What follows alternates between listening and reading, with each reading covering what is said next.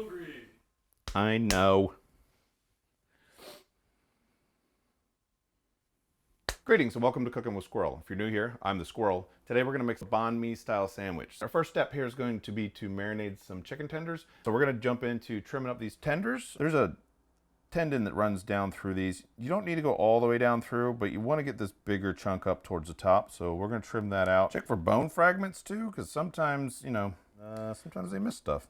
So run your fingers across everything. You feel bone splinters, get them out of there. All right, we're going to rough chop some garlic to get started on the marinade.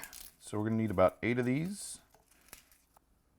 All right, give these a little whack. And a peel. Nip off the root and we'll give it a little rock chop over the top to get it a little smaller. There we go. A teaspoon of salt. That'll help get everything starting to grind up a little bit. And then smoosh it. We don't want to crush these down into a paste, but we do want to get most of the flavor out of these, so we want to crush them down pretty good.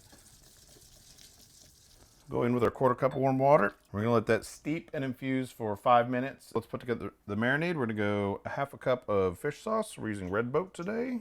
Then 1/2 cup of sugar. Fine mesh strainer over the bowl. Garlic from this heavy, heavy stone mortar. Put most of the liquid out. We're going to keep that because we're going to use it for something else later. Give it a whisk. Sugar is mostly incorporated. We're going to go in with our 2 pounds of trimmed chicken tenders. Make sure everybody is well coated, and we'll throw some plastic wrap on here and throw it in the fridge. There you go. We'll press it down on the surface, keep everything moist and submerged. All right, we're gonna peel some carrots. I like a Y peeler for the peeling. Time to nip the tip. So I'm gonna just knock these tips off of here. This is what is known as a julienned peeler. So it both slices and cuts about 1/8 inch wide slivers. Just run it down the carrot and you kind of rotate it as you go. And you'll see nice little square juliennes. I'll make a stew or something and use the leftover carrots for that. Carrots are all julienned up. We're going to start our brine. So we've got 1.5 cups of water in the pot back here. We're going to jam all these carrots into this pint jar. These are nice to have all the time for different kinds of sandwiches and applications where you want some crunch and a little bit of tang. And we're going to add 3/4 cup of rice vinegar. All right, you see we are at a rapid boil now, so we're going to go in with our salt, our sugar, give this a stir, make sure everything's incorporated, dissolved in. There we go. We just want to top them up, and then we'll save the rest of the brine for another batch of carrots. We are going to do some more prep work here. We're going to slice up some red Fresnos, some bias cut scallions, and we're going to make some julienned cucumbers. Nip the tips, both ends, peel. I'm going to cut planks out of these and then julienne them. Down the edge, make one flat side. Keep taking planks off until we're pretty much to the core. Then we'll grab these and we'll just get some nice long strips. That's going to add a lot of crunch to our sandwich along with our carrots. Cucumbers are cut. You can see how we got a nice little, not as fine as julienne, closer to batons or whatever they're called. Whatever the size up from julienne is. Fresnos, because Fresnos are pretty and delicious. So we're just going to cut these thin. Remember to wash your hands before you touch your pee-pee. Scallions. And the rest of these I'll save for an omelet. So we're gonna make a dredge for our chicken tenders, which we're getting ready to also drain. So we'll get a big bowl, 1 cup of white rice flour, 2 tablespoons of cornstarch, 1/2 teaspoon of baking powder, which I think lightens up the dredge. Then we'll whisk to combine. Bring back our chicken tenders. We're going to strain out the marinade because we need that to make our caramel into our dredge. So you can see they look kind of translucent on the edges. They're basically pickled at this point. Adds all that lovely salt and sugar flavor into them. We'll go into our strainer to get the remaining bits out of this. We'll set that to the side for the moment. We'll need that in a little bit. Now we'll take our dredge, give our tenders a nice toss in the dredge. All right, we'll set the dredged tenders to the side. Landing zone prepared. Let's get some oil in this pan.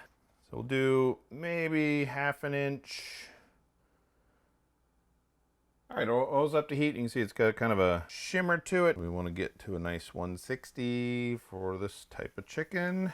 You can also deep fry these. It's a little more involved. You can get a kind of a better, more even crust, but shallow fry is easier. It's more approachable. Give them a flip. Keep an eye on the temperature of your oil. Make sure you're staying up somewhere between 3 and 350. And our fattest baby still has a ways to go, which is good because we need some more color on these. So with the fish sauce brine in these, they have a lot of salt and juice kind of locked in, along with that sugar. So it's very, very difficult to overcook these.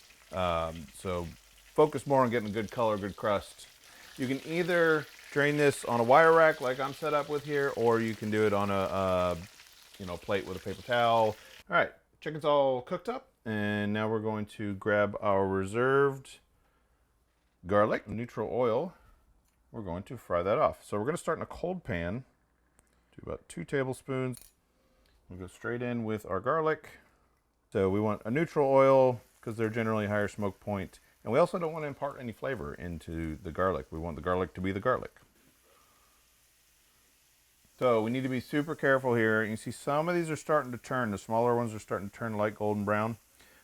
We are going to pull this earlier than you might think because we do want it very crispy, but we don't want to burn it, and it will go from almost done to burnt very, very quickly. All right, this is right about where we want to pull it. It's kind of light golden brown. And do not throw away this oil. This oil will be gold later to cook something else in because you get all that lovely garlic flavor in the oil. We're gonna move right into our next phase, which is the caramel. Now, if you want this to look really, really pretty, don't use the marinade because it does get cloudy. What happens is the protein in the chicken leaches out into the fish sauce.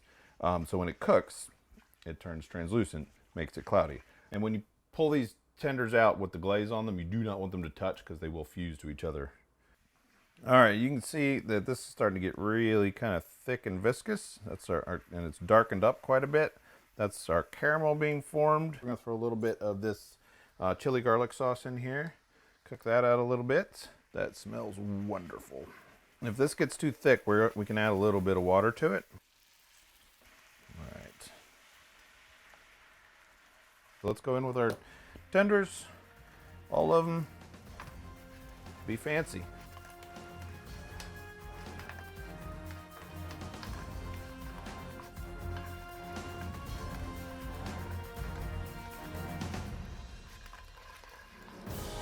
Get them off, let them cool down a little bit, spread them out so they don't stick to each other. Banh Mi assemble! Maybe. Let's put this together. A banh mi generally has some kind of pate. It spreads nicely when you don't have a bunch of the jelly. The jelly's good, just doesn't like to spread very well. Mayo on the top. And yes, this is a very rich sandwich.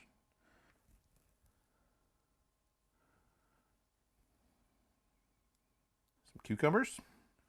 Handful of those. Some of our pickled carrots. And some of our fried, you can hear that, listen. Fried garlic, just sprinkle that in there. Green onions. Cilantro, aka coriander. For even a little more heat, we'll get some red Fresnos in here. Layer those on nicely. All right, let's tuck this boy up. Get him ready to eat. Bam. Oh yeah, that looks good to me.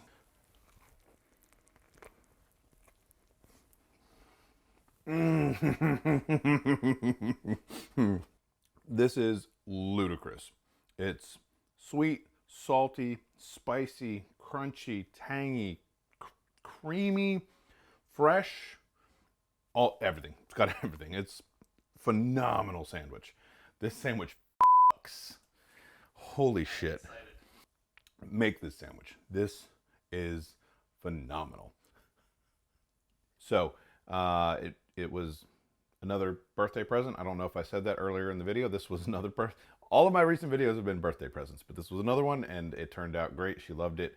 Please do all the YouTube things, like, comment, subscribe. It really does help out. Let's grow. Let's get bigger and let's help more people. So like I always say, if you have any goodness in your life, please try and pay it forward. Go out there, do something nice for somebody today. And thanks for stopping by.